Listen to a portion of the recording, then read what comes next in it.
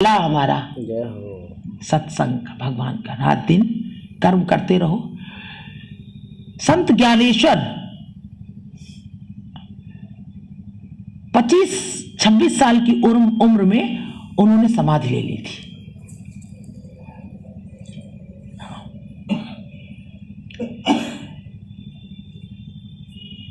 वैराग्यपूर्ण जी, मतलब जन्म ही उनका ऐसे हुआ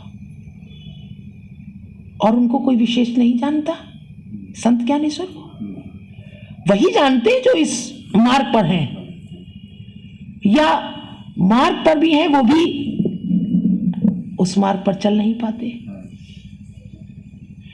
कहने का तात्पर्य है कि आध्यात्म बहुत गहन है भैया। इस जगत से, यहां की सांसारिक एक एक क्रियाओं से, उससे भिन्न भी है और अभिन्न भी, भिन्न भी है और अभिन्न भी है। समझ लीजिए कि इतना गहन है आध्यात्म, समझना बहुत मुश्किल है। अब कहते हैं कि गृहस्थ जीवन में भी भगवान की प्राप्ति हुई जीवों को, परंतु गृहस्थ जीवन में धोखे में ना रहे। गृहस्थ जीवन में जब तक त्याग और वैराग्य नहीं हुआ, नहीं हो सकता कुछ।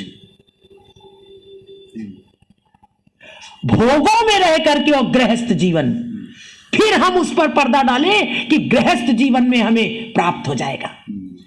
कैसा गृहस्थ? वो गृहस्थ भी तो तरीका जानना चाहिए ना।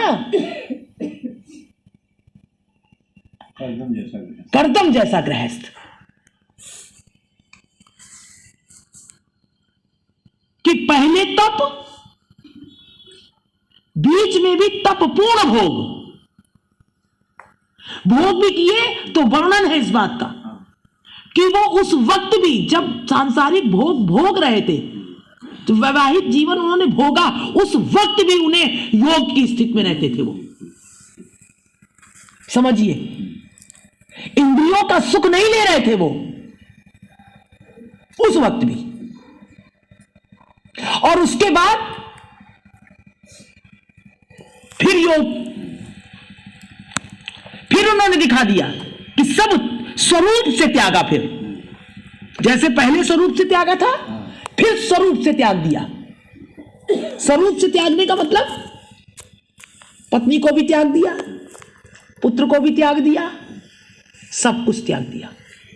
वो भी उन्होंने प्रभु के कहने पर किए थे। कहने पर किए थे, अपने मन से वो भी नहीं किए। उन्होंने किए थे कहने पर। ये शिक्षा मिलती है कि हमारे भी जो भोग है वो ईश्वर के कहने से, यानी हमें भी मिल गए। गृहस्थ जीवन मिल गया है, लेकिन अपने स्वतंत्र जीने के लिए नहीं है। कहने का तात्पर्य है इन ऋषियों और इन महाजनों के माध्यम से, श्रीमद् भागवत में उनके माध्यम से हमें समझाया गया है। करदम ऋषि के माध्यम से हमें समझाया गया है। खाली उन्होंने नहीं कि भगवान के कहने से उन्होंने विवाह किया। ये कल से चिंतन चल रहा था अपना। ये हम सब का भी यही स्थिति। हम सब सोचते हैं भगवान ने हमारा करा दिया गृहस्थ जीवन, तो खूब लपसी चाट रहे हम।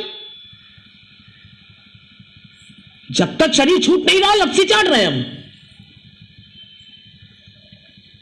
करदम ऋषि की तरह से। पहले भी तप पूर्ण जीवन, और व्यवहार हुआ भगवान की इच्छा से। संस्कार था हमारा पुनर्जन्म का, जो भी था हो गया। भोगते समय भी इच्छाएं नहीं, उसके बाद फिर वैराग्य, फिर भोगों की चाह नहीं। यानी आध्यात्म में प्रवेश करने से पहले पशुत्व को त्यागना होगा। वो मनुष्य नहीं है। मनुष्य वही है, जब वो मनुष्य बनेगा तब वो आध्यात्म को प्राप्त कर पाएगा। ये बात कान करके सुन लीजिए, कान खोल करके। पशु बन करके आध्यात्म को कभी नहीं छुआ नहीं जा सकता। छूता तभी अध्यात्म जब मनुष्यत्व को प्राप्त होता है। जी, जब वो जान लेता है कि मैं शरीर नहीं आत्मा हूँ। मैं शरीर नहीं आत्मा हूं। उस गृहस्थ को कहा गया है कि गृहस्थ जीवन में भी भगवत प्राप्ति हो सकती है, ऐसा नहीं है। उस जीवन को कहा है। कामनाएं और आसक्ति और फलों की चाह, क्यों नरोत्तम दास जी बता रहे हैं कि छोड़ दो। कर्तव्य अभिमान छोड़ दो।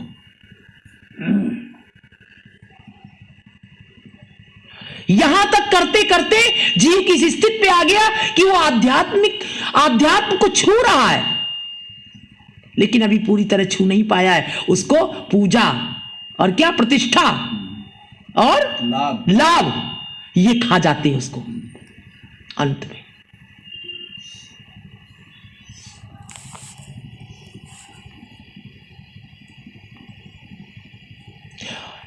एक तरह से जब वो शारीरिक तौर पर जब वो आध्यात्म को थोड़ा सा देखने लगता है, ये शारीरिक तौर पे तभी खाते हैं पूजा प्रतिष्ठा और लाभ। और अगर वास्तविक आध्यात्म यानी आत्मा, आध्यात्म का अर्थ है आत्मा,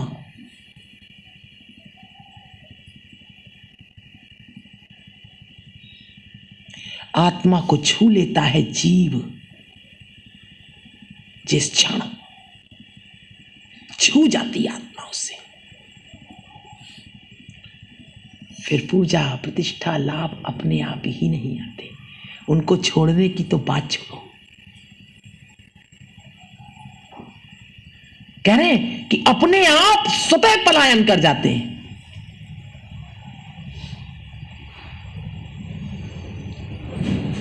एक संत कह रहे थे कि ये उसी तरह से छूट जाते हैं जैसे कोई नाव से नदी पार करे तो उस पार पहुंच जाए तो नाव अपने आप छूट जाएगी। हाँ, अपने आप छूट जाएगी।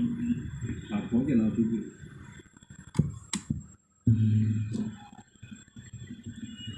तो मनुष्य वही है जो संत ज्ञानेश्वर है, मनुष्य वही है जो कर्दम है,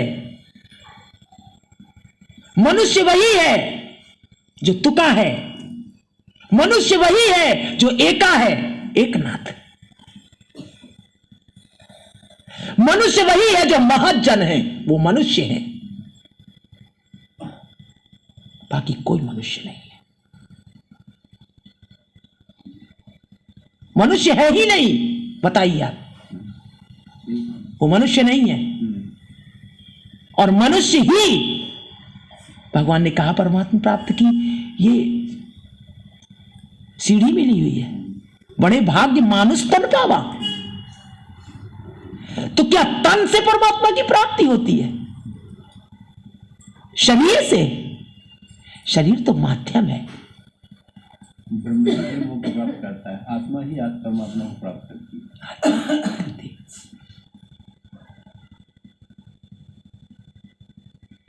इसलिए सबसे प्रार्थना है हम सबसे कि हम लोग, भगवान ने यही कहा कि वैराग्य और त्याग से ही वश में हो सकता है। तो इन भोगों में जो रस ले रहे हैं हम, हमारी जो चाह है इनमें, कभी भगवत प्राप्ति नहीं हो सकती। हां, हम दिखावे में फंसे रह सकते हैं,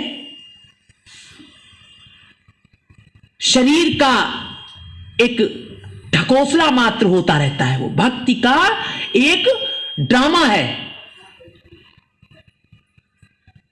अध्यात्म नहीं।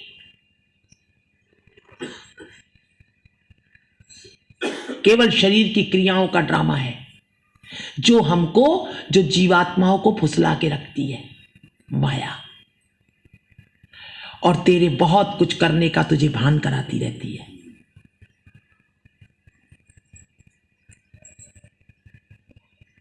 कि तू अब इस स्थिति में आ गया, अब तू इस स्थिति में आ गया, अब तूने ये कर डाला, तूने वो कर डाला,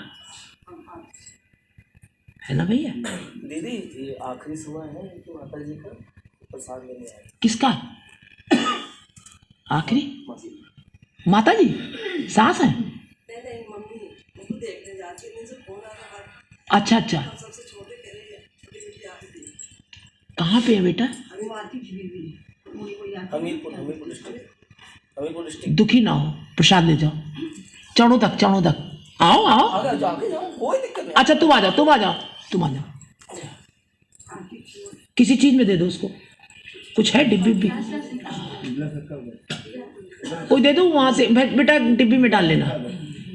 ये प्रसाद तुमने बहुत अच्छा किया, ये मिल जाएगा तो भगवान की बहुत बड़ी है। उनको खवा देंगे या कैसे? अरे बहुत सुंदर चढ़ोदक, ये लेके जाओ। ब्रजराज है? नहीं है, ब्रजराज है, ब्रजराज यहाँ पे रखनी चाहिए दीदी। नहीं है, भैया ने रखी हुई है यहाँ पे। उस शरणोदक में ब्रजराज भी थोड़ी हाँ, उसी में मिला दीजिए, उसी में डाल दीजिए, सेवन हो जाएगा तुरंत। बहुत बहुत सुंदर कार्य। जय हो प्रभु।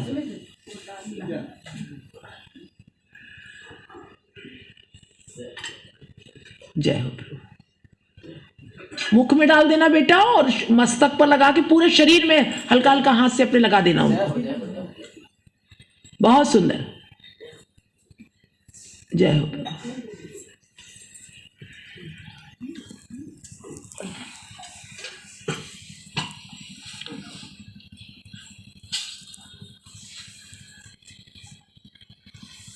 उस दिन देखा था वो जीवात्मा जो मृत शरीर पड़ा था, ये हम सब उन्हीं की वजह से गए थे वहां पर, वो जो हरिनाम संकीर्तन हो रहा था। हाँ, जय हो। सही बात है, उनकी लीला को समझा नहीं जा सकता। कितने भाग्यशाली थे। हाँ, और बता रहे हैं कि आत्मा यही टहल रही है, बिल्कुल सुन रहे हैं। 4 साल से बीमार थी वो, और कोई देखने वाला नहीं था, बता रही थी कि किसी ने नहीं देखा, और पेंशन आती थी खूब 2 जगह से, और बता रही थी खूब सब भोगते थे उसी को, और किसी ने कोई सेवा नहीं करी। वही बता रहे थे, उनके बताने के अनुसार हम जानते हैं जो भी हुआ हो। 4 साल से कह रहे बेड पे थी हॉस्पिटल।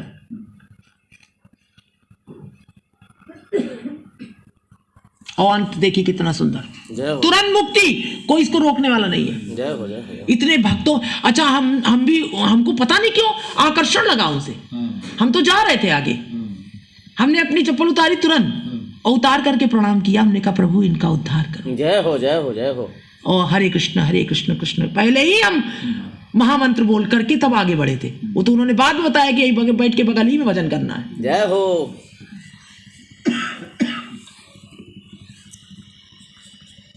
मकान में हमको जाके खड़ा कर दिया, और सामने वो उन्हीं ने बताया था ना कि वो आगे वाला है, वो भूल गई थी गुड्डी। तो वो है हमारे बस कुछ थोड़ी ना है। तो ये उसकी कृपा बड़ी निराली है, उसकी माया बड़ी निराली है।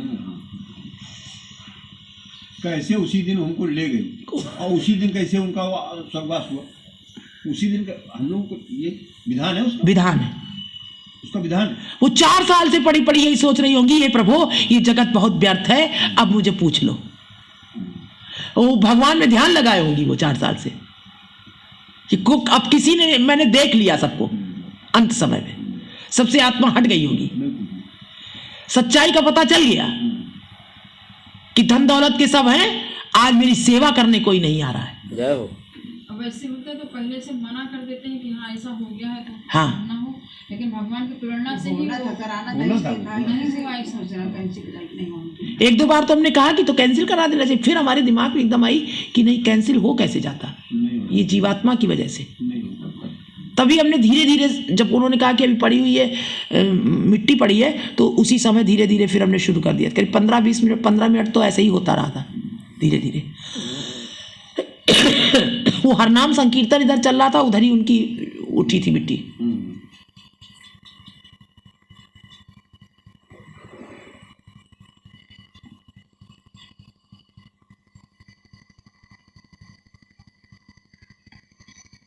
तो परिभाषा ये है कि मनुष्य होकर के मनुष्यत्व में उस आध्यात्म को छुआ जा सकता है।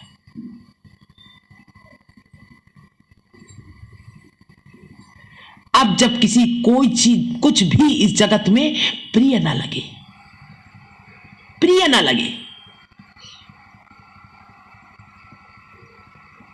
सबसे प्रियता खत्म हो जाए, इस जगत से। जाके प्रिय न राम वैदेही तजिए का ताहि कोटि बैरी सम यद्यपि परम स्नेही। मीराबाई से कहा था तुलसीदास जी ने ये बात।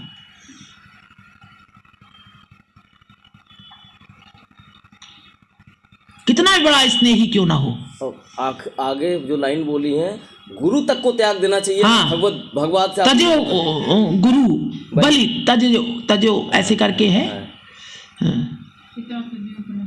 हाँ, हमारी डायरी वो नहीं मिल रही। भरत ने महतारी तजी क्या है।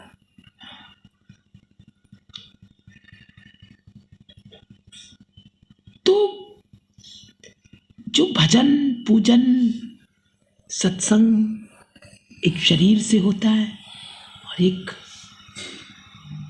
आत्मा से। शरीर से तो बहुत जल्दी होने लगता है, लेकिन इसी में जब दिल लगा लिया जाए, इसी में जब संयम कर लिया जाए, इसी में जब नियम कर लिए जाए, जय हो, थोड़ा सा भी, तो फिर ये नहीं छोड़ता है। ये होगा भगवत कृपा से, प्रार्थना से प्रभु, होगा भगवत कृपा से, प्रार्थना बस, और कुछ नहीं है। थोड़ा सा नियम, थोड़ा सा संयम, कट्टरता। हमने क्यों कहा, पहले ही तैनात कर दिया, सर्दी आ रही है, डरना नहीं, शेर जैसा आ रहा है। और देखो इससे कुछ बल मिला होगा सबको। जब सुबह ऐसा लगता होगा आज लग रहा, तो हमारी आवाज कान में आती है, सर्दी आ रही है, दीदी ने कहा है, देखो हमने डरना नहीं इससे बिल्कुल। जय हो। थोड़े दिन दिखाएगा भी ये,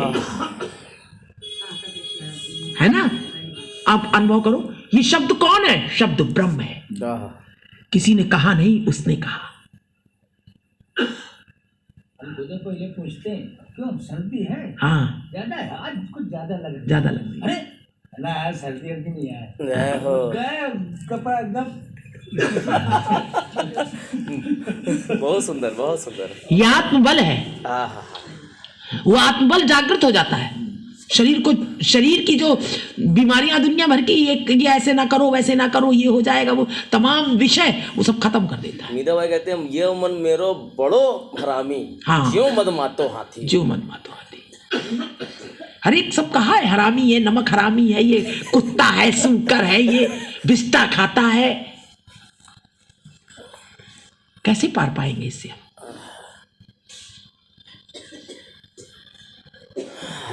हम तो अपने मन को पूजते हैं बैठ के, हमारा मन बड़ा अच्छा है। साबुन लगाने की टाइम नहीं रहता। साबुन लगाता कौन है सर्दी में? जय हो, जय हो, जय हो, जय हो। हम तो गर्मियों में नहीं लगाते ज्यादा। जय हो, जय हो, जय हो, जय हो। इस काया को रगड़ रगड़ के धोने से क्या मिलेगा? हाँ, इतना धो लो दुर्गंध ना आए, बहुत सुंदर, लेकिन इतना चमकाओ भी नहीं, धू धू करके जलेगा। धुआं देखा है? अंत गति तो धुआं देखो इसका कैसे उड़ेगा। हम तो भैया आज माला कर रहे थे सुबह और धुआं देख रहे थे। जय हो। अरे क्या धू धू करके जल रहा है, सर्वनाश हो जाएगा इसका। हमें आसक्ति तभी होती है इस जगत से, हम सोचते हैं हमें तो अभी रहना है, यहां पर बसना है, हमें रहना है। और जो मनुष्यत्व को प्राप्त हुए उनको ये पता था कि नहीं रहना है। संत ज्ञानेश्वर को पता था कि नहीं रहना है, तुकाराम जी जानते हैं नहीं रहना है, एकनाथ जी जानते हैं नहीं रहना है।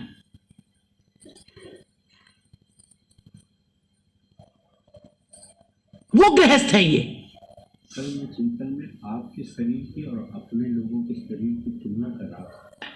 चिंतन निष्कर्ष में ये निकला मेरे चिंतन में कि दीदी अक्सर कहती है कि उतना सो जितने की आवश्यकता है, उतने खाओ जितने की आवश्यकता है, जितने से काम चल जाए। निष्कर्ष ये निकला कि दीदी के शरीर में हमारे शरीर में अंतर क्या है।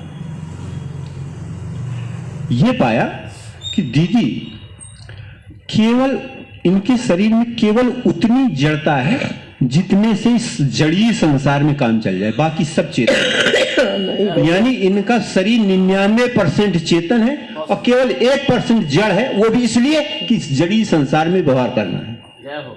इसलिए उतनी जड़ता है इनके शरीर में जिससे कि इस जड़ी संसार में व्यवहार चल जाए। बस हम लोगों के शरीर में क्या है, 99% जड़ता है। सत्य, बहुत सुंदर। उनके शरीर में 99% चेतनता है, 1% जड़ता है। वो भी इसलिए कि इस जड़ी संसार में रहना है तो इससे काम चल जाए, निर्वाह हो जाए, इसलिए उतनी जड़ता बचा रखी है ताकि संसार में व्यवहार चल जाए।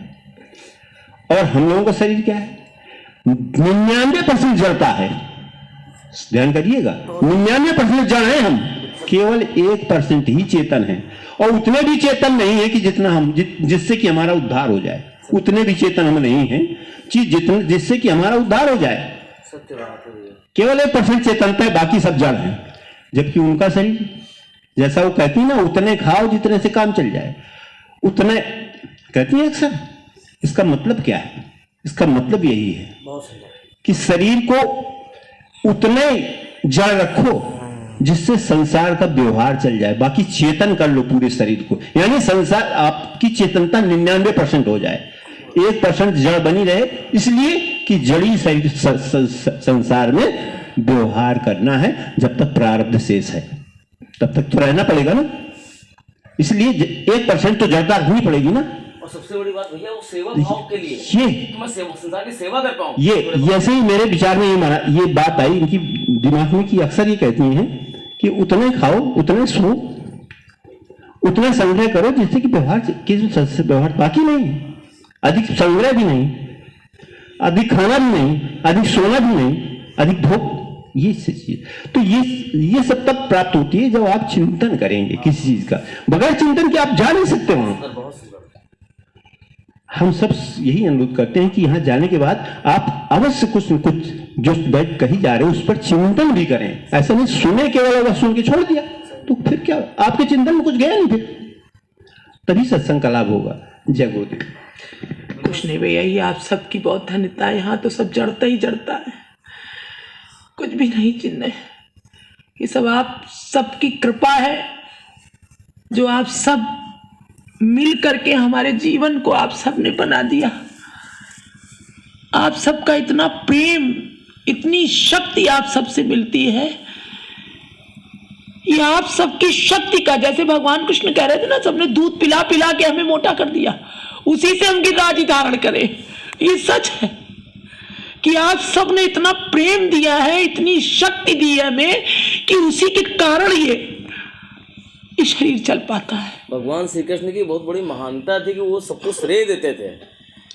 शायद ये भोगों में फंसा होता जी, वो आप सब भक्तों की शक्ति से ये चल रहा है। सच, आप सबकी शक्ति से चल रहा है। और पता है, जब कन्हैया ने उंगली हटा ली थी ना तो सबकी लाठियां पड़पड़ा गई थी, तो वही हाल हम सबका है दीदी। सच बता रहे भैया, इतनी सर्दी में इसको लगता पता, इतना लोग कहीं गरम सोट का, कहीं लड्डू, कहीं वो सब खाते हैं। अभी हमने, भैया ने बना, वो श्रद्धा की मम्मी ले गई बना, हमने कहा लाओ थोड़े से लड्डू बनवा लें, आपको होता है अपनी दशा, तो बनवा लिए भैया। एक लड्डू एक दिन खाया, हमको नुकसान कर गया। हम कभी खा ही नहीं पाते प्रत्यक्ष, और भैया को दे रहे हैं भाई हम, और कोई आता है वो सब खाते पीते भैया को दे रहे हैं। और बाकी ये अभी इतना ये हरीरा ललिता लेके आई, 1 चम्मच 2 चम्मच अब खाया एक दिन, हमको नुकसान कर जाता है, तुरंत नुकसान कर जाता है। और नहीं खाते, बढ़िया शरीर चलता रहता है। जय हो जय हो जय हो जय हो। न मेवा, न सोट, न दूध, न घी, और बढ़िया चलता। खा पी लेते तो शरीर नहीं चलता। हाँ, जय हो जय हो। भगवान की दया है, उनकी कृपा, भगवान जैसा रख रहे हैं। चेतनता अधिक है तो जड़ता को स्वीकार नहीं करती। भैया ये सब कुछ नहीं है, ये सब जड़ता की जड़ता तो जड़ता को चेतनता जब बिल्कुल प्रमाणित है। बिल्कुल सत्य बोला भैया आपने। इतने लड्डू भैया बना दिए थे, इतने सारे थे, 2 के अलावा तीसरा हमने खा ही नहीं पाए। और ये लोग कभी कभी जबरदस्ती हमसे करती तो हम सोचते, लोग कहेंगे कि दीदी कहती खाती क्यों नहीं खाती, दीदी लग रहा मना कर देती खाने से, खाना नहीं चाहती। सच में हमें नुकसान कर जाता, कोई चीज जाता ही नहीं, घुसता ही नहीं इसके अंदर, जहां खा लेते तुरंत नुकसान। तो ये सब आप सबकी शक्ति आप सबका प्रेम से ये चल रहा जीवन। जय हो। ये सच है। ये जैसे कहा था ना कि किला, किला किसे कहते, किला कहा था कि भक्तों के बीच में रहना वो किले में रहता है। भगवान ने हमें किले में रख दिया है भैया। हम सब बता रहे हैं, भक्तों का संग जीवन में मिलता नहीं है लोगों को, कि उसका जीवन ऐसा हो जाए कि केवल भक्ति ही भक्त उसके जीवन में हो। हाँ, ये उन जीवों की चेतना से वो चलता रहता है, उनकी ऊर्जा इतनी होती है भक्तों की।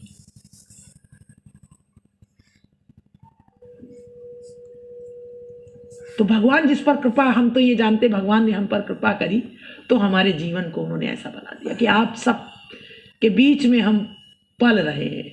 बस ये है, आप सबकी शरण में हम पल रहे हैं, यही सत्य है। यही महज्जनों का यही स्वभाव होता है। नहीं बेटा, यही सच है कि आप सबके बीच में हम पल रहे हैं, पालन हो रहा है हमारा। ये अनुभूति होती है हमें इस बात की, ये हम कोई ऐसे ही नहीं कह रहे हैं। दीदी, हर चीज की पूर्ति होती है हमारी। दीदी हम लोगों का कोई सहारा नहीं है। नहीं बेटा, हम आपको बता रहे हैं, अभी हमारे यहाँ वो लगी थी, देखो हम अपनी दिनचर्या से बताते, क्योंकि दिनचर्या ही हमारा पूरा जीवन, दिनचर्या ही हमारा कीर्तन है, वही सत्संग है। हम कहते ना आपका चलना बोलना, इसलिए उसको पूरे दिन का आकलन करें, उसी में आध्यात्म है। ये नहीं कि आध्यात्म का हमने पढ़ लिया, वही है आपका दिन में, दिन भर आप जो भी कार्य कर रहे हैं उनमें सब में ओतप्रोत है वो। भगवान ने वही तो कहा कि मुझे अर्पण करो, सारा कार्य कर मुझे अर्पण करो। कैसे? हमने कहा चलना फिरना, उठना बैठना, नहाना धोना, खाना पीना, किसी से वार्ता, सब कुछ वही हम आप लोग को बता देते हैं अपने अनुभव रोज के। अब उस दिन हमारे यहाँ लेबर मिस्त्री 20 दिन से लगे थे, वो जा रहे थे, हमने कहा कि हमको लगा कि इनको कुछ दें। जय हो, जय हो। रोज शाम को तो खैर उनको बना कहीं, आज क्या बनाएंगे इनको, आज कचौड़ी खिलाएंगे, आज क्या बनाएंगे, आज इनको ये खिलाएंगे, रोज शाम को खिला। हाँ, प्रेम से। अब जिस दिन जाने लगे हमने कहा आज इनको लगता है कुछ दे, लेकिन अब बजट देने की मन तो बहुत बड़ा, अब बजट अलाउ नहीं कर रहा है। लग रहा है कपड़े भी दे दे इनको, ये भी दे दे, सबको दे दे। अब क्या करें? फिर कुछ सोचते सोचते भैया को फोन लगाया, सर्वेश भैया को। भैया, हमने कहा जाएंगे ये तो इनके बच्चे जो है बिस्कुट खाएंगे, हमने भैया आप बिस्कुट के डिब्बे ले आइएगा बड़े बड़े, हमको देना है उनको। जय हो, जय हो, जय हो। भैया बोले डिब्बे नहीं, अभी इस समय वो पैकेट बन रहा है। हमने कहा वही ले आइएगा। तो कहले कितने? हमने कहा मीठे नमकीन ले आइएगा। खैर भैया समझ नहीं पाए, जैसा तैसा आया। खैर वो हमने आए तो बहुत हमको लगा रही ये तो हो नहीं पाया। उसके पहले जो इस्कॉन वाले भैया आते ना, उनके मित्र, उनका फोन आया भैया के पास, कह लगे कि दीदी घर पे हैं, आज मंगल है। कह लगे हाँ। कह लगे हम वो हमारे मित्र जो हैं आना चाहते दीदी के पास। तो इन्होंने कहा ठीक है आ जाइएगा, वो कुछ अपनी बात करना चाहते हैं। तो हम काम कर रहे थे, इन्होंने कहा ऐसे ऐसे काम नहीं, ठीक है आ जाएंगे। भगवान भक्त मिलते हैं तो भगवान की बहुत बड़ी कृपा है। कहते हैं संतों का मिलना, वैष्णव का मिलना, भगवान का आना है। बेटा वो आए बेचारे दोपहर में हमारे पास, वही 2:30-3 बजे वो आके बैठे। तो कह लगे दीदी हम अपने भगवान के विग्रह, कोई संत का नाम बताया बहुत बड़े, उन्होंने बताया कि आपके घर में जो विग्रह है उनका नामकरण होना चाहिए, उनका नाम होना चाहिए। हाँ ये तो सच है। तो कह लगे कि तो हम चाहते कि आप हमारे भगवान का नामकरण कर दें।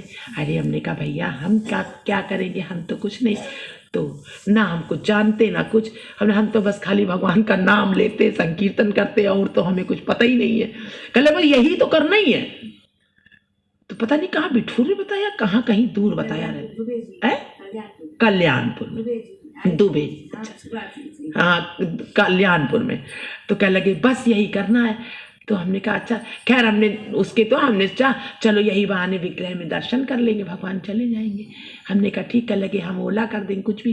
कह लगे बस संकीर्तन ही तो करना है, आप आ जाइएगा। हमने अच्छा ठीक है 12 तारीख के पहले बता दीजिएगा। देखो हम भूल भी गए भैया से कहना। और उन्होंने झोले में से इतना बड़ा काजू का पैकेट, खूब बड़े वाले काजू, बिल्कुल समूचे वाले, मस्त था। जय हो। और एक पैकेट उन्होंने किशमिश का निकाला तो जैसे नहीं कोई, हम उसको देख रहे हैं, हमने कहा कि उन्होंने कहा, कहते दीदी ये भगवान का भोग लगा हुआ है, इसको वितरण कर दीजिएगा, इसको आप ले लीजिए। तो हमने भैया हम क्या, हमने कहा मंदिर में कल वितरण करा देंगे। तो कहले जहां आपकी मर्जी हो आप जो, और 1 किलो सेब निकाला। तो हमने कहा लेकिन नहीं, हमने भैया वहां नहीं कराएंगे, हमने हमारे लगे हुए मिस्त्री भैया ये लोग ये जा रहे हैं, इन्हीं में हम बांटेंगे। हमने भाई इनको बता तो दे, अधिकार इनका लेके आए तो हम बता दें। तो कह लेंगे अरे तो इससे अच्छी क्या बात हो सकती है, बताइए। लोग क्या करते हैं, जहां भंडारे हो रहे हैं, जहां सब भक्त लोग कर रहे हैं, उन्हीं को खिला रहे हैं, उन्हीं को, बड़े खुश हुए बेचारे। खैर तो अब भैया वो जब चले गए, हमने कहा वाह प्रभु, तो हमको लग रहा था हम कोई अच्छी चीज खिलाएं इनको। और भैया रानू आया ऊपर से, रानू यहाँ आओ। हमने वो पैकेट फाड़ा, तुरंत पेपर लगाए, उसमें 3 ढेर बनाए, 2 लेबर थे, एक मिस्त्री था। और रोते जाए प्रभु तुम बहुत सुन लेते हो। और 3 ढेर उसके बनाए भैया हमने, और 3 किशमिश के ढेर बनाए। अपने मोबाइल पे हमारी फोटो है। फिर हमने कहा भैया हो ऐसे देंगे तो गिर जाएगा पेपर में, हमने कोई डिब्बा लिया उसमें भर के दे दे। तो रानू की वो स्ट्रॉबेरी का भी उसने काम किया था, तो उसके पास वो थी, उसके डिब्बे थी, वो गया दौड़ के लिया, कहता इसमें रखिए। तो बढ़िया पैकिंग हो गई बेटा, काजू और किशमिश की। अब हम बड़े खुश, उसको धर दिया उठा के, हमने आएंगे तो ये दे देंगे उनको। हमारा दिल थोड़ा खुश हुआ, और जो मन में सोचा था देने के लिए वो हमने चल ले आएंगे, थोड़ा भी अगले महीने काम आने लगेगा तो बुला के दे देंगे कि बेटा ये अपने बच्चों के लिए उनके लेते जाओ, अभी फिलहाल तो इतना हो गया चलो। उसके बाद में भैया आए थे तो भैया दिखाया था हमने कि पैकिंग करके रखी। अब वो जब सब काम कर चुके, थोड़ी मोरंग पड़ी थी, हमने कहा बेटा ये तिमजलिब चढ़ानी है, क्या लगा दी। हमने कहा तुम लोग जो पैसा लेना चाहो ले लो, इसको चढ़ा दो। कह लगे, हमने कहा हमको फिर कल बुलाना पड़ेगा। कह लगे कि अच्छा एक लेबर की दिहाड़ी दे दीजिए, हम 2 मिल के चढ़ा लें। हमने हाँ तुम चढ़ा दो। तो दोनों ने गमागम चढ़ा दी, थोड़ी थी, आधा ट्राली। अब उनको करीब 5:15 साढ़े 5 बज गया। अब हमने कहा भैया हमने सब्जी थी नहीं, हमने कहा अब इनको कैसे भोजन कराए, दोपहर में कहा था इनको भोजन कराएंगे, अब और सब्जी का कुछ होश नहीं है। अब हमने क्या करें, तो कहता हम जा रहे हैं मम्मी, सिवाय होटल से सब्जी लेके आ रहे हैं। हमने जाओ जल्दी तुम जाओ। तो बढ़िया पनीर की सब्जी होटल से ले आया। फिर हमने पूरी खूब अजवाइन और खूब मेवा उसमें मुअन डाल के, भैया अब ये करने में हमको बहुत आनंद आ रहा है, खूब बढ़िया ज़्यादा आटा मारा। हमने कहा खूब भूखे होंगे, खूब काम किया है इन्होंने, खूब मोरंग चढ़ाई, फिर गरम फिर हीटर लगाया, नीचे कंबल बिछाया। हमने बेटा अब भोजन करो। अब वो देख के अब वो बड़े मतलब बैठ गए, भोजन करने लगे। गरम पूरी उनको खिलाई, खूब भैया खाते रहे। वो खाने के बाद तब तक ललिता के यहाँ से, अब हम सोच रहे हैं खाली सब्जी पूरी है, कचौड़ी भी होती तो अच्छा था। भैया हम ऐसे बता रहे हैं आपको, कचौड़ी भी होती तो अच्छा था। तब तक ललिता के यहाँ से एक इतना बड़ा कोई लेके आ रहा है, ये ललिता दीदी ने भेजा है। हमने रानू का खोलो जल्दी खोलो, तो हम समझ गए प्रभु ने भेजा है, ललिता ने भेजा है भगवान। वो खोलो, उसने खोला, मम्मी बकोसे हैं। हमने निकालो जल्दी। हाँ भैया वो बकोसे भी उनको खूब खिला। हमने कहा वाह ललिता तुमको प्रणाम करते हैं। अब देखो सब भगवान मिलके करवा रहे ना, मेरा हरि है 1000 हाथ। हाँ जय हो, है ना बेटा। अब आप देखो तो देखो, आप ये दिन भर की हमारी क्रियाएं होती हैं। हम आप लोग को इसलिए बताते हैं कि देखो अपने जीवन, इसी तरह हमारे नित्य प्रति हर शय में वो है, हर जर्रे में वो है, हम देख ही नहीं पाते हैं। और उनको सब उन क्रियाओं को हम अपने भोगों में ले लेते हैं। ऐसे ही अभी प्रेमा ने गई थी वहां, नींबू का अचार दे, चुप्पे से धरी आई थी इतना सारे लड्डू। हमने देखो ये सब चोरी करती हैं। अब ये चोरी का काम अपराध नहीं है, कहो ये चोरी तुमने क्यों किया है, तो ये प्रेम की चोरी। हाँ जय हो, ये प्रेम की चोरी है, ये अपराध नहीं है। अब उसने सोचा दीदी बताएंगे तो दीदी अभी मना करेंगी, तो ला चुप्पे धर दे तो देख ही लेगी, मुंह में लगा ही देंगे तो चाट ही लेगा। जय हो जय हो जय हो। मक्खन मुंह में चुपड़ देंगे तो चाटेगी। बिल उनका वो कौन थे मधुमंगल ने कि वो भगवान, उन्होंने खप्पर लेके पूरे मुंह में कड़ी लगा ली तो चाट रहे थे भगवान। तो ये प्रेम की बातें, इनको सबको समझना बड़ा मुश्किल होता है। तो फिर हमने वो देखा था, तब 2 लोगों को उठा के लड्डू दिए। अब ये स्थिति जो है हमने देखा। उसके बाद में जब बेटा चलने लगे बोलो तो वो लड्डू भी खिला। तब तक कांति के यहाँ से वो तिल्ली के लड्डू आ गए। हमने कहा ये भी बांटो इनको सबको। वो भी उन्होंने खूब खाया। अब कहते हैं आंटी हमारा खूब पेट भर गया। हमने कहा पेट भर गया, खूब तापा। उसके बाद हमने कहा सोफे बैठो। सोफे बैठे, फिर उनको वही काजू वो सब दिया और भैया बिस्कुट लाए थे वो सब उनको दी। पैसे देने के लिए हमने सबको 100 रुपए ज़्यादा दो, हमने मिस्त्री भैया को भी दो सबको। अब देखिए आत्मा क्या होती है। अब जब वो चलने लगे उनकी आंखों से आंसू बह रहे। जय हो जय हो जय हो जय। प्रेम ये कहता है कि आप नहीं, वो सामने वाला आपके गले लग जाया करके ये खींच के आके, तो अब आपको उनसे प्रीति। हमने कहा रामकेश, उसका भांजा था कुलदीप, हमने कुलदीप बेटा आप कब आओगे? हाँ, जब चलने लगे तो उन्होंने कहा हम सुबह सुबह, हम किसी ने उनसे काम कहा था कि करने के लिए, तो कहने लगे भैया आपका काम करके फिर रामकेश तो फुर। और वो कहने लगा हम चले जाएंगे गाँव। हमने कहा ये सुबह कहाँ जाएंगे? तो पूरी जल्दी जल्दी हमने बनाई। हमने कहा रुको भी, कहले क्या? हमने कहा रुको। फिर उनको 8-8 10-10 पूड़ियाँ पैक करके हमने कहा ये लो खा लेना। हमने ये खाएगा, शानू बराबर था वो। हमने कहा ये खाएगा, ये इसका क्या नाम है, अभी क्या नाम लिया था? हाँ हमने कहा ये खाएगा, अभी खाया इसने 6 बजे, इसको रात को 10 बजे भूख लगेगी। तो कहता नहीं आंटी अब भूख नहीं लगेगी, आप परेशान हो रही। तो जब वो लोग चले गए तो रानू कहता मम्मी ये पूड़ी आपकी काम देंगी, सुबह बेचारे ये उठेंगे, चाय पिएंगे और 4-4 पूड़ी खाएंगे और चले जाएंगे। कौन बना के देगा? हम लोग अपने बच्चों की कितनी तैयारी करते हैं ना, है ना, कि कितना थक गया है, सुबह क्या खाएगा, क्या करेगा ये, फिर सुबह काम के लिए निकलेगा। हम लोग क्या सोचते हैं, ये गरीब हैं, ये खाना कहाँ जानते हैं, इनको कोई चीज अच्छी से अच्छी स्वाद की दे दो, इन्होंने खाया ही नहीं है तो इनको क्या मालूम इस स्वाद का, इन्होंने वो दुनिया ही नहीं देखी है, ये क्या जाने। यही तो सोचते हैं हम लोग, अंडर एस्टिमेट करते हैं। उतना ज्यादा इनको दो ही ना, इनको पता ही नहीं है। ऐसा नहीं है, उनको तो सबसे ज्यादा पता है। उनको जो हमें पता नहीं उनको पता है। उनको चाहत है बेटा, वो चाहते हैं, लेकिन हम लोगों ने सब पर अधिकार जमा लिया है। पशुओं को देखिए घूम रहे हैं। क्यों संत ज्ञानेश्वर ने 25 साल की उम्र में भूमि के नीचे भूमिगत हो गए? क्यों? उन्होंने देख लिया था ये सब, हमने देख नहीं पाया है। हम कुछ नहीं देख रहे। हमें हीटर भी चाहिए, हमें आगे भी चाहिए, वो सारी लकड़ियां भी पेड़ों की हमें चाहिए, सारे कपड़े भी हमें चाहिए, जिनके नीचे पक्षी पशु बसेरा करते वो सब हमें चाहिए। सत्य बात है दीदी। गलत कह रहे बेटा? बिल्कुल बिल्कुल। हमने देखा ही नहीं है क्योंकि हमें जीना है। संत ज्ञानेश्वर को जीना नहीं था, उन्हें पता था।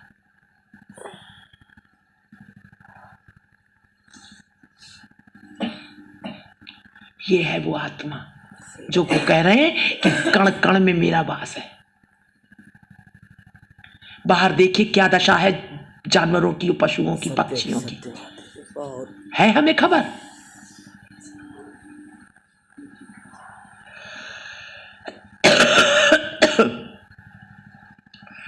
रोने आंखों से आंसू बहे और तुरंत हमारे पैर छुए, भैया के पैर छुए। कहने लगे जब आप बुलाएंगी अब तब आएंगे। हमने कहा कब आओगे? कहने लगे जब बुलाएंगी तब आएंगे। उनके पीछे पीछे हम गए, हमारे आंसू आ गए, जा रहे थे दूर तक, हम देखते रहे। हमारे घर अरे कोई लेबर बन के आता है, कोई मिस्त्री बन के आता है, कोई अधिकारी बन के आता है, कोई बहुत धनाढ्य बन के आता है, कोई बहुत गरीब बन के आता है। आता तो वही है, बताइए आप। फिर भेद क्यों हमारे अंदर? सेवा में, सत्कार में, भाव में फिर भेद क्यों हो जाता है? अरे वो लेबर बन के आए तो हम सोफे पे नहीं बैठालते हैं? हम अपने ओढ़ने वाले बिस्तर को नहीं बिछा सकते क्योंकि लेबर बन के आए, हमारे रिश्तेदार बन के आए तो हम उनको सर आंखों पर रखते हैं, हम अपने ड्राइंग रूम में बैठालते हैं। आया तो वही, खाली शरीर और कार्यों में थोड़ा सा फर्क हो गया।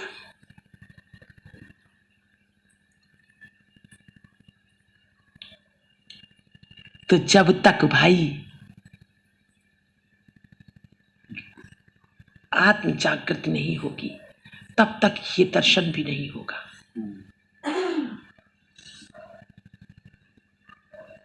दया तभी आएगी, परमात्म दर्शन तभी होगा जब सब में एकता देखेंगे। अपने बच्चे कहां है, श्रीमद् भागवत में आया है, अपने पुत्र की तरह से जब पीड़ा होगी सबके लिए, पुत्रवत जब देखोगे सबको, तब तुम्हें यह जगत दिखाई देगा, तब तुम्हारे लिए वो जगत नहीं रह जाएगा, सब तुम्हारा परिवार, तब वसुदेव कुटुंबकम हो जाएगा, तब ये नीली छतरी एक हो जाएगी।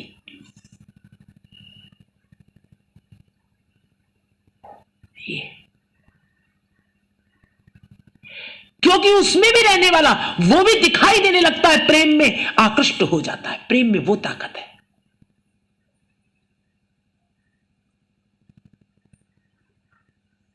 क्या हुआ, क्या दे दिया, क्या कर दिया, कुछ नहीं, हृदय का प्रेम पहचान गई आत्मा, हृदय का वो लगाव पहचान गई। क्या कुछ हमने अभी तक बताया, कुछ क्या नया दिया, कुछ दिया नहीं, खाक बराबर नहीं दिया, लेकिन दिल का प्रेम वहां पहुंच गया, वो आकर्षण पहुंच गया।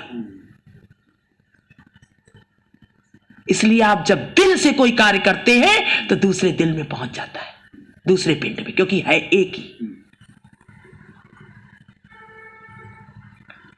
वो है प्रेम, वो है आह्लादनी, वही है प्रेम भक्ति, प्रेमा भक्ति भैया, वही है पराभक्ति, पराशक्ति, जो चेतन रूप में सबके हृदय में व्याप्त है, उसी को अनुभूति होती है ना, वही अनुभव गम्य है। भगवान ने कहा है कि मेरा स्वरूप अनुभव गम्य है। तो ये है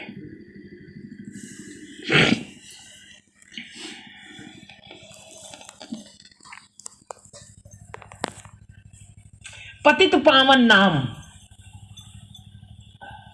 थोड़ा सा प्रकरण करते हैं। श्री ठाकुर महाशय विपुल दैन्य के उद्रेक से स्वयं को नितांत पतित अधम जन मानकर भगवत पाद पद्मों में एकांतिक शरणागत की कामना करते हैं। पतित पावन नाम घोषणा तोमार श्याम उपेखिले नाई मोर गति। हे श्याम, तुम्हारा पतित पावन नाम जगत में सर्वत्र ही विघोषित है। मैं भी नितांत पतित जन हूं, इसलिए मेरी उपेक्षा करने से मेरी और गति नहीं। इस त्रिपदी की प्रार्थना वाणी में श्री कृष्ण को श्याम संबोधित करने के पीछे किंचित रहस्य छिपा है, थोड़ा सा कुछ रहस्य है। श्याम का एक अर्थ अभिधान में इस प्रकार दिया गया है, शायते गच्छति मनोस्मिन्निति श्यामः, जिसकी ओर मन जाए उसका मन श्याम, उनका नाम श्याम है। जिसकी ओर मन जाए उसका नाम श्याम है।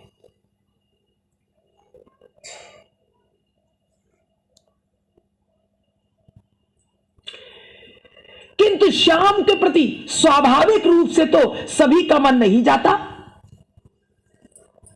लेकिन श्याम के प्रति स्वाभाविक रूप से सभी का मन नहीं जाता।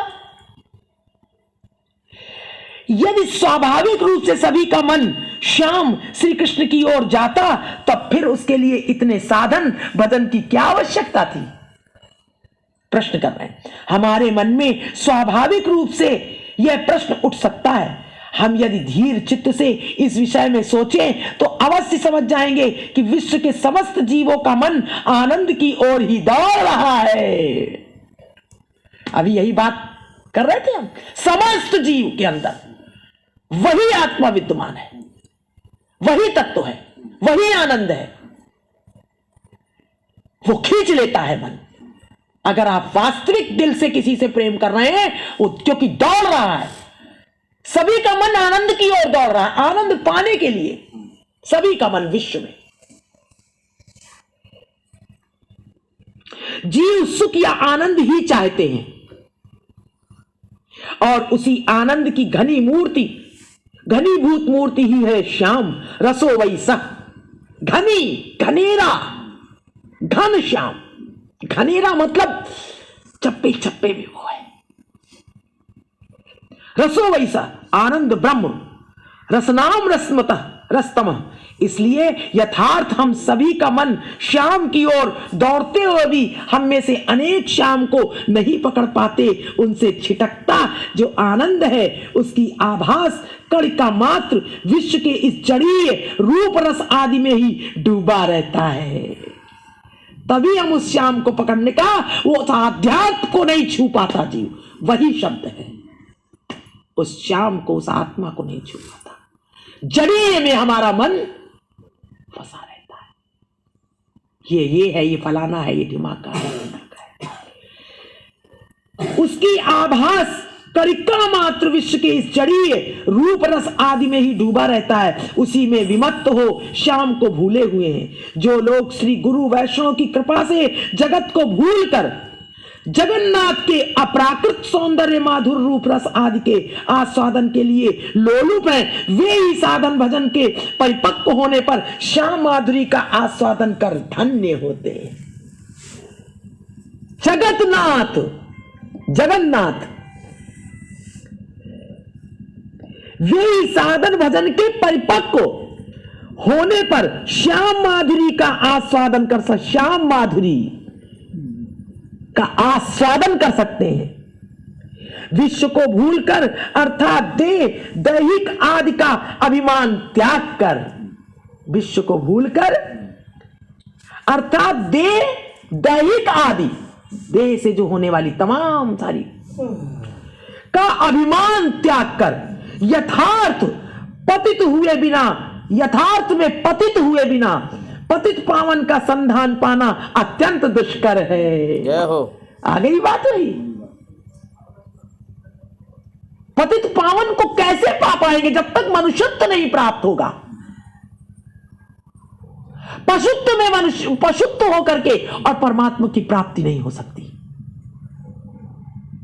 पूरा सत्संग तो पहले ही हम लोग कर चुके, वही बता रहे हैं, नरोत्तम दास जी बता रहे हैं, हम कह रहे हैं, मान लीजिए आप लोग। बहुत सुंदर समझा रहे हो। जय हो, जय हो, जय। धन्य है हम सब, बहुत बड़ी कृपा है। जो बैठे हुए हैं यहां पर। कैसे पा सकता है जी? पतित होकर के ही पतित पावन को पा सकते हैं। पतित होने का क्या है आप बताएं, आप बताएं क्या है पतित होने का? पतित होने का आप बताइए, आप बताइए पतित होने का क्या है? मतलब बिल्कुल दीन दयालुता मेरे हृदय में आ जाए। पतित होने का यही है। देखिए, जो दीदी कह रहे हैं पशुओं से तुलना, अभी आपने सुना, पशुओं से तुलना। और हमारी पशु में अहंकार रहता है, वो विनम्र नहीं हो सकता। लेकिन आप विनम्र हो सकते हैं और बिना विनम्रता के शरणागति नहीं होगी। शरणागति नहीं होगी तो प्रभु का मिलन नहीं होगा। तो आप पा सकते हैं प्रभु को, पशु नहीं। क्यों? क्योंकि वो विनम्र नहीं हो सकता। लाएगा कहां से? उसके पास है ही नहीं, है ना। तो पतित होने का अर्थ है हमें विनम्र हो जाना, जैसा कि आपने बताया। अत्यधिक दीन और विनम्र भाव जब में रहेंगे तभी हम शरणागत हो पाएंगे और तभी हम प्रभु को पा सकेंगे, है ना। तो तनावट जो बात पहले आई थी, और ये योग्यता पशु में नहीं है। अगर हम भी अहंकार में ही बने रहे, विनम्रता आई नहीं हमें, दीनता आई नहीं हमें, तो हमें और पशु में अंतर भी क्या रहा? वो भी अहंकारी, हम भी अहंकारी, है ना? तो वही बात, तो पतित होने का जो बात कही थी, ये है पतित होने का अर्थ। गुरुदेव छू नहीं सकता वो, उस आध्यात्म को छू नहीं सकता, आत्मा को, आनंद को, पशुत्व होकर के। तो संत ज्ञानेश्वर मनुष्यत्व है, मनुष्य है।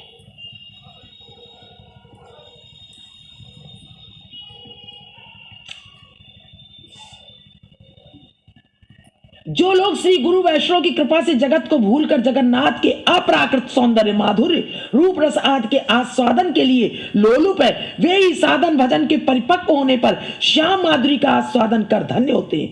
विश्व को भूलकर अर्थात देह, दैहिक आदि का अभिमान त्याग कर यथार्थ पतित हुए बिना पतित पावन का संधान पाना अत्यंत दुष्कर है। शील नरोत्तम ठाकुर महाशय कहते हैं, तुम्हारा पतित पावन नाम जगत में विघोषित है। मैं भी नितांत पतित ही हूं, इसलिए मेरी उपेक्षा करोगे तो तुम्हारे पतित पावन नाम पर कलंक लगेगा। कारण ऐसा पतिता अधम जन तुम्हें विश्व में खोजने पर नहीं मिलेगा जैसा मैं पतितन। इतना अपने को देखे, हाय कुछ नहीं है। तू न संभालेगा तो हमें कौन संभालेगा? यदि श्याम कहें तुम्हारी उपेक्षा करने से मेरे पतित पावन नाम को कलंक लगे, इससे तुम्हें क्या? तो इसका उत्तर देते हैं, तुमने उपेक्षा की तो मेरी अन्य कोई गति अर्थात उपाय या आश्रय कहीं भी नहीं है। फिर मेरी कहीं भी गति नहीं अगर तुमने उपेक्षा की। बोलो गोविंद भगवान की।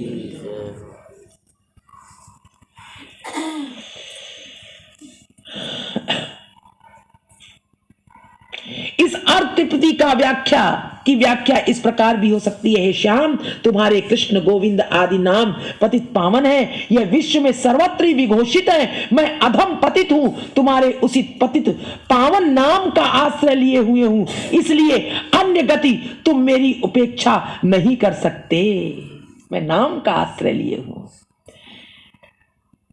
मैं अधम पतित हूं। इस प्रकार श्री कृष्ण पतित पावन है, किंतु उनके नाम में ही इस गुण की सर्वाधिक अभिव्यक्ति है।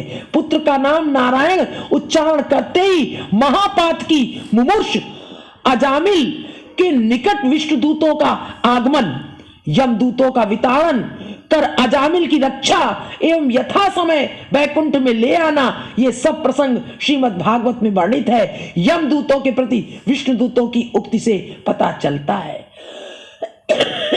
बोलो गोविंद भगवान की। कल इसका व्याख्या की गई है, आज यही विराम लेते हैं हम लोग, समय हो चुका है हम लोग का। इसी के एक शब्द उन्होंने पहले से रखा है, नामाभास। नामाभास। खड़ी बात।